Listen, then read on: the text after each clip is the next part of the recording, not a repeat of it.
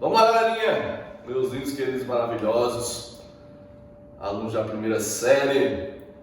Vamos começar mais uma semana, né, galera? Mais uma semana. E hoje a gente vai dar continuidade, né, à parte das ligações covalentes, ainda mais. Nós vimos já as geometrias moleculares, foi o conteúdo da semana passada. Resolvemos exercícios, tudo bem direitinho, tudo bem certinho. Agora vamos passar para o segundo ponto. Falei para vocês, acho que em uma das aulas, que essa segunda parte das ligações covalentes, antigamente, quando vinha, né, no livro didático, vinha tudo junto com ligação covalente. Hoje em dia eles fizeram uma separação, é como se fossem operações que são realizadas com substâncias químicas formadas por ligações covalentes, que é a geometria molecular, a polaridade nas moléculas e as forças intermoleculares das substâncias. Belezinha, gente? Então bora lá, vamos começarmos a obra que essa semana promete, se Deus quiser. Vamos ver aqui. Quando você diz esse nome, polaridade, gente, vem de polos.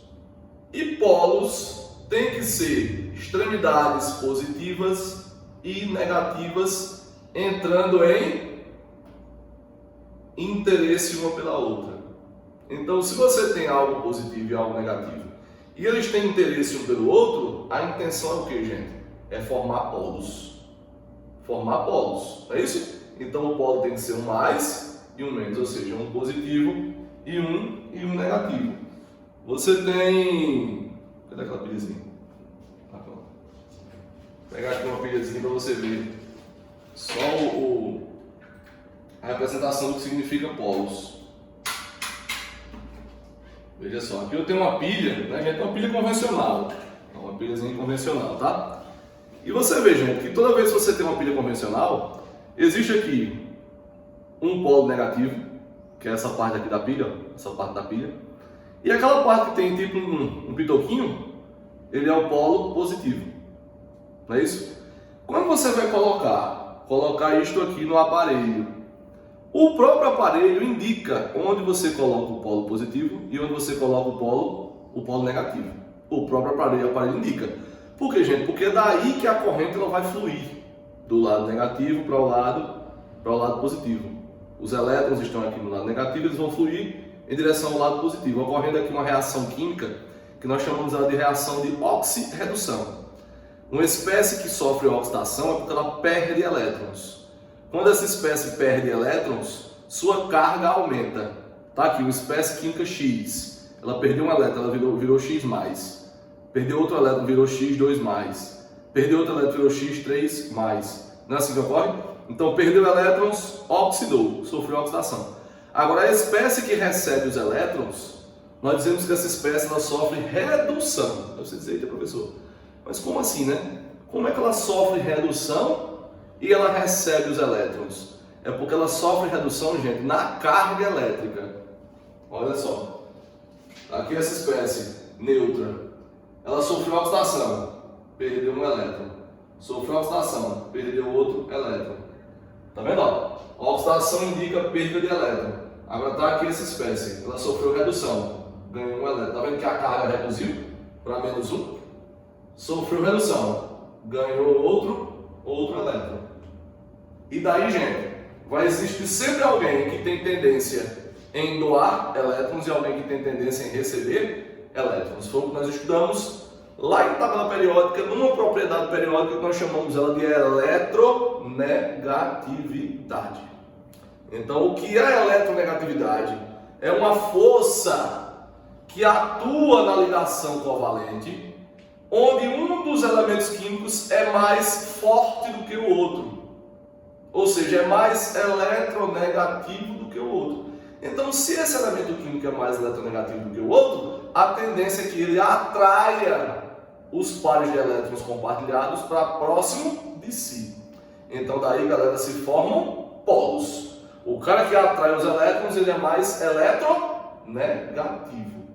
E o cara que tende agora a expulsar os elétrons, ele é um cara mais eletropositivo. Ele tende a perder elétrons. Entendeu a lógica aí? É assim que vai se processar a coisa. Veja só. É por isso que a polaridade, né, gente? A polaridade ela é dividida em duas situações. Um a gente já viu, eu vou até revisar de novo, que é a polaridade nas ligações covalentes. Polaridade nas ligações covalentes. O que é que vai acontecer? Veja, se você tiver uma molécula, tá, gente? Onde as ligações da molécula são formadas pelo mesmo átomo. O que é que está acontecendo? A eletronegatividade de X é igual à eletronegatividade do outro X. Ou seja, a força que esse X da direita faz para próximo de si é a mesma força que esse X da esquerda faz para próximo de si. Isso indica que o vetor força resultante dessa ligação química ele é igual a zero. Então, se você tem uma ligação covalente que é formada pelo mesmo elemento químico, você tem uma ligação covalente apolar.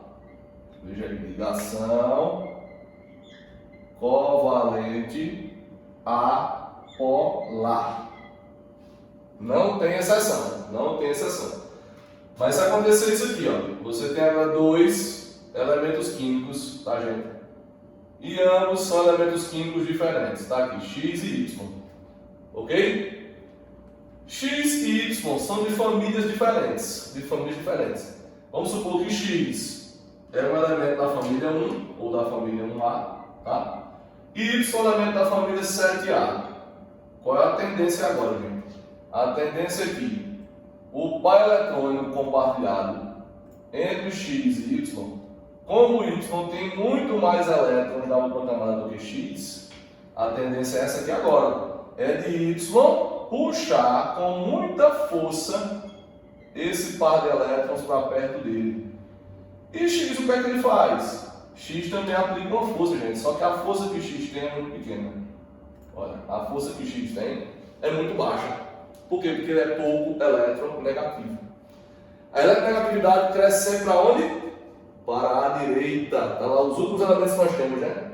Flúor, oxigênio e nitrogênio. São os três átomos mais eletronegativos, que apresentam maior força em atrair o elétron para perto dele. Ou seja, o que é que vai acontecer nesse caso? Forma-se uma carga parcial positiva em X e uma carga parcial negativa em Y. Porque esse par de elétrons tende a ficar mais perto de Y do que de X. Entendendo? Por isso que aqui, ó, forma-se uma espécie de nuvem. Olha a nuvem que forma aqui, ó. Forma uma nuvem assim, ó. Uma nuvem. Pequenininha em X e grandona em Y. Olha como é que fica a nuvem. Ou seja, o lado maior é justamente onde existem mais elétrons. Ó, o lado maior é justamente onde existem maior número de elétrons. Ou seja, essa ligação química que foi formada por átomos diferentes é uma ligação covalente polar. Ligação covalente polar. Então não tem segredo. Nas ligações químicas, fechou. Ligação formada pelo mesmo elemento, apolar. 0 a 0, apolar. E se a ligação é formada por elementos químicos diferentes, a ligação ela é polar. Morreu a nota. Agora, vamos para o segundo ponto. Veja agora o segundo ponto. Veja.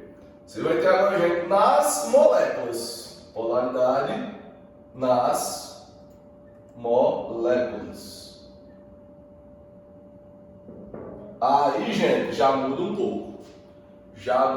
pouco.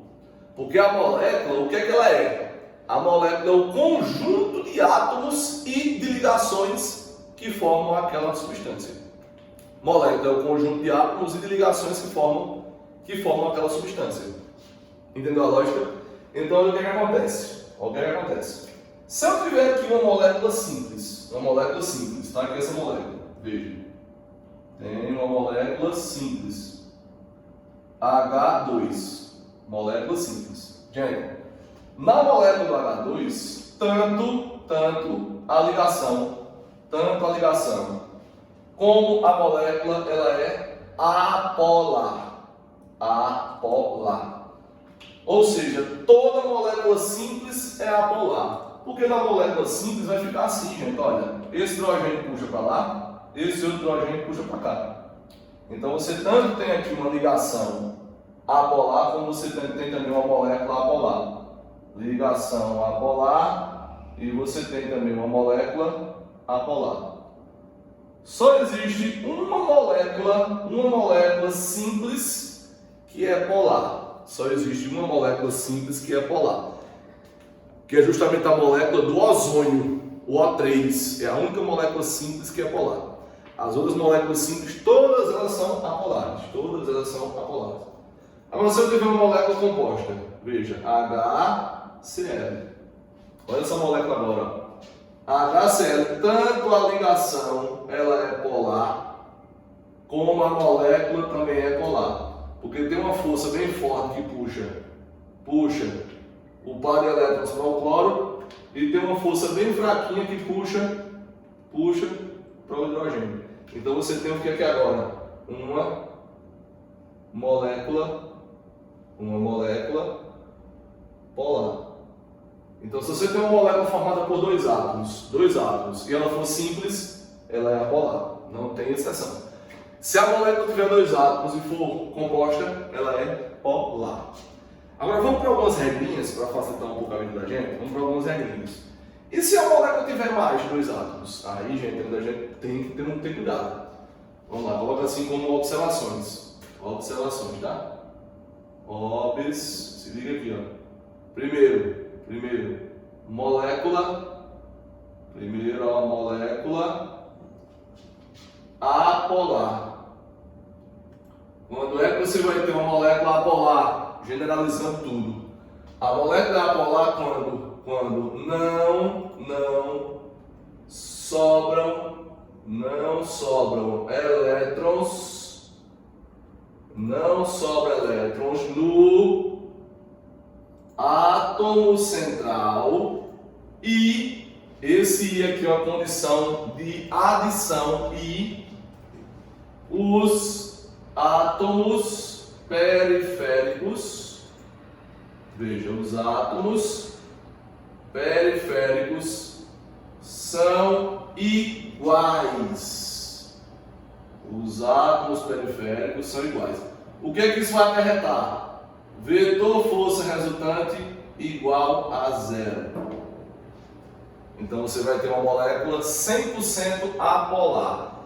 Todas as forças que vão interagir vetorialmente no interior da molécula, elas vão dar zero, elas vão se anular. Agora, segundo, quando é que você vai ter uma molécula polar?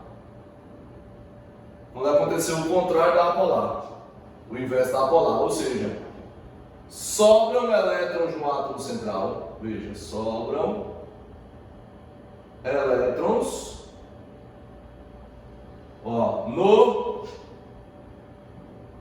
no átomo central. Agora, gente, olha a condição qual é, e ou. Quer dizer, pode ser as duas coisas ou uma ou outra.